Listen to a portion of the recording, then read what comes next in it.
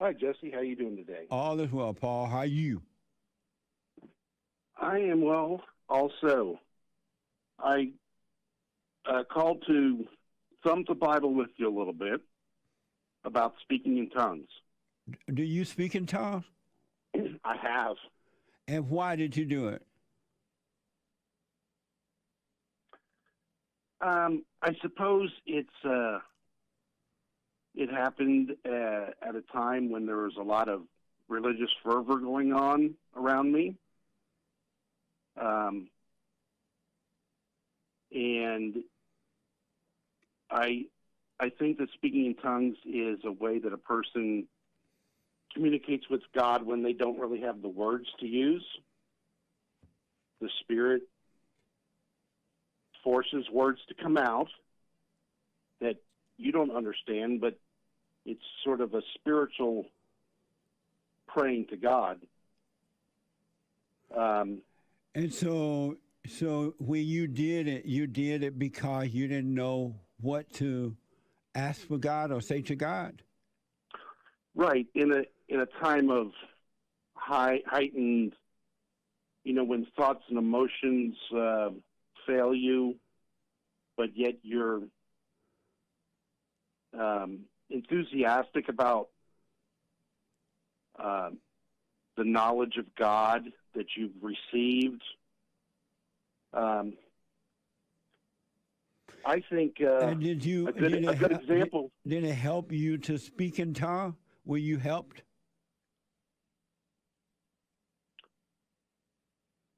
I think in a light, transitory, temporary kind of way.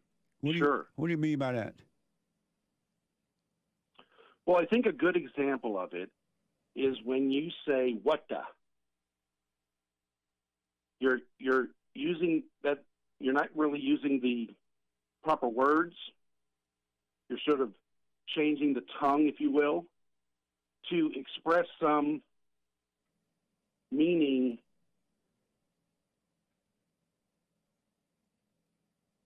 You know what I mean? How will you help? Because when I say what the, most people know what that means. There's no doubt. But how will you help? Exactly. The people know what it means, but the words you utter are not exactly words. How will you help speaking in tongues? How will you help? I was helped in that I felt I was communicating with God. So you were just helped because you felt that you were communicating, but it helped you in no way? Well, I understood it from reading in the Bible where it talks about speaking in tongues, that so I knew I was communicating with God, and that was helpful.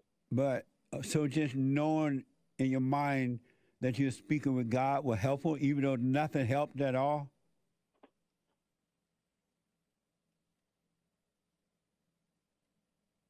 You're right. Speaking in tongues is no more helpful than any. As a matter of fact, it's not as helpful as using words that people understand. And so why would God have you speak in tongues if you're not going to get any help nor understand what you're saying? Why would the real God, I understand Satan does that, but why would God do that to anyone? Let's say speaking in tongues is worth a penny. Speaking with your understanding is worth $1. It's not that it's zero help. It's not a lot of help, but it is some. Like what, for example? That you know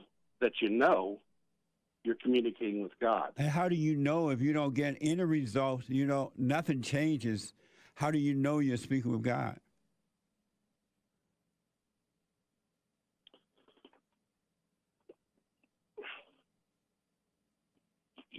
Because you feel it inside. It's a spiritual connection with God within yourself. So it's just a feeling? No, it's a knowledge. It's a revelation. But it does nothing for you, nothing, except make you feel. It does it does a penny's worth of good to know that you're communicating with God in a spiritual way that's beyond your natural understanding. You don't know that because you get no results from it. It's just in your mind, which is of the devil, that you're getting something, and you're not. I understand completely what you're saying. And my testimony is that I do know by revelation from God that it is a communication with him in a spiritual way. Who told you to do that?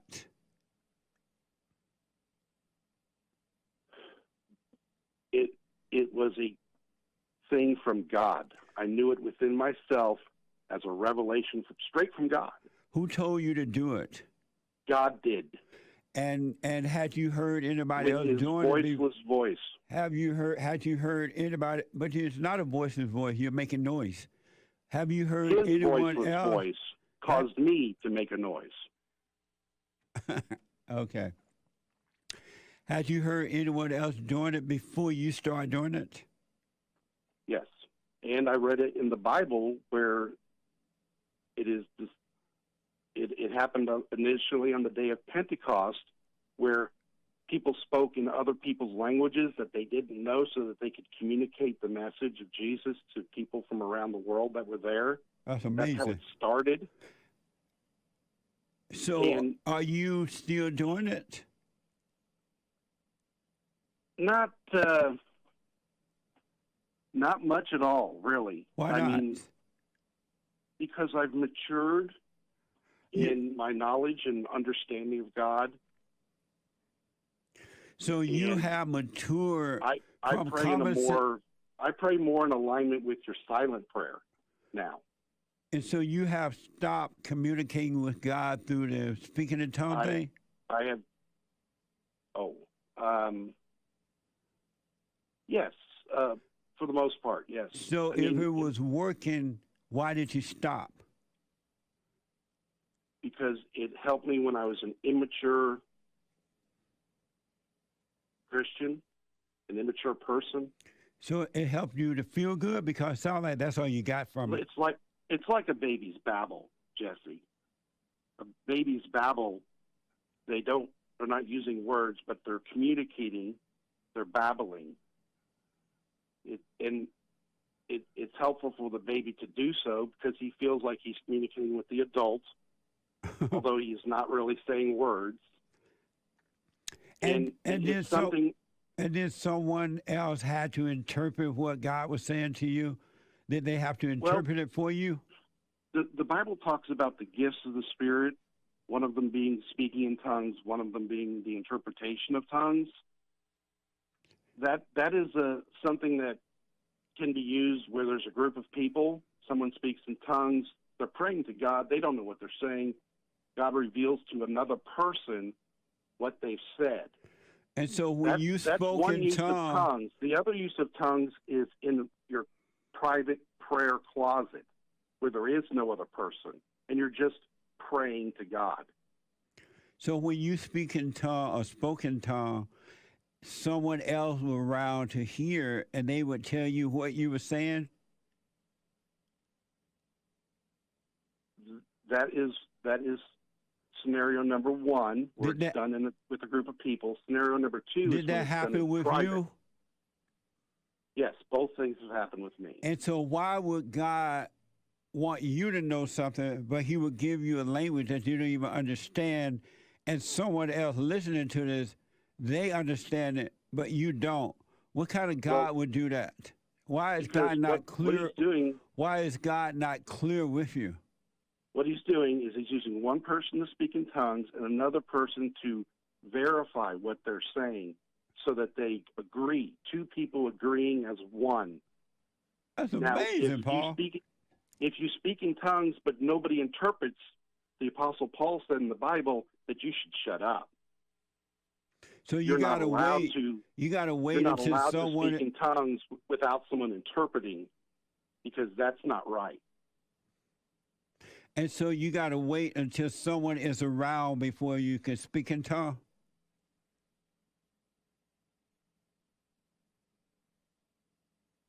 If if you're in a group of people, you should not be speaking in tongues unless someone is there who is going to receive from God the revelation of what you just said and speak it out loud. And so you have to wait until someone is around before you can speak in tongues. No. You can pray in tongues privately to God in prayer. Oh. If you're in a group of people, you shouldn't be speaking in tongues unless someone's going to interpret. That's what Paul said in, I believe it's in Are you Galatians. able to speak in tongues right now? No. Why not? Because it is a communication with God. Oh. Is it in the Bible that it's only worth a penny compared to praying with understanding? Yes. Is it in the Bible? Yes. Amazing. Paul says that speaking in tongues is worth very little, and that speaking with your understanding is worth much more. I would think so. Amazing, And Paul. he also said, if I speak in tongues but I don't have love, I am nothing.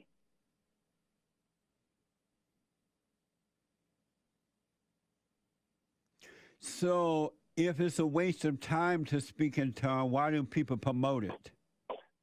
If it's only worth a penny, why do people promote something that's only worth a penny?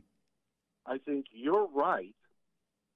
It is way overemphasized in the matters, the weightier matters of forgiveness and having this God's spirit of love are much, much, much more important and are often overlooked because people are so focused on speaking in tongues, which is something they can see and they can hear and they can understand, what's going on. And it doesn't cost them a lot. It's not painful. But going through the hard work of the ego dying and loving people, letting hate and anger go, and forgiving people, that's hard to do. That's for sure. Speaking in tongues and babbling like a baby is easy. Amazing. Well, I appreciate the feedback on that, Paul, on Bible Thumping Thursday. Oh, I enjoy thumping the Bible every once in a while, just a little bit. Thank you, man. I appreciate it. All right. Mm-hmm. Right now. Amazing. I remember once when I was going to a church in L.A., a major church, big black church. And I was young, in my 20s, I think. And they, at the end of the church service, they had the people come down and accept the Lord. So I went down there. And then they had us go into a room where a bunch of people were waiting, I guess, assistant to the pastors or Christian, whatever they were. And they would teach you how to speak in tongues. They'd tell you how to say it. And you would feel so silly. Well, I did. I felt so silly saying it. But I was too weak not to say it because they had put me in this room with these people. And I didn't want to make them look bad. And so I would say it, but I had, and when I left out that room, it was a relief. And I still tried it for a while.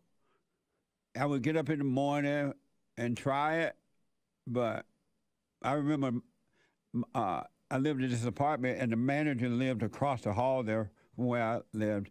And he would hear me doing that in the morning time, right? Because it was early in the morning. He was like, Jesse, what's wrong with you over there? What's going on? What a mess. It's amazing to me that someone can tell you that you should be speaking in tongues and someone else have to be around to interpret it for you. And it's from God and you believe it. As though God is not clear in all his ways and he needs someone else. He want to talk to you. He want to communicate with you, but he needs someone else. You need someone else around to mumble out these words and they tell you what he's saying. Why can't God just tell you? Why can't God just tell you what he wants you to know? That's how he seemed to operate with me. What a mess. You need to know for yourself, folks. I'm telling you. It's up to you, but you need to know for yourself. Amazing. And don't forget to like, follow, tweet, subscribe, and share the Jesse Lee Peterson radio show, folks. We really appreciate it. We are at war. It is a spiritual battle for the soul of America. And it's going to take all of us to do it.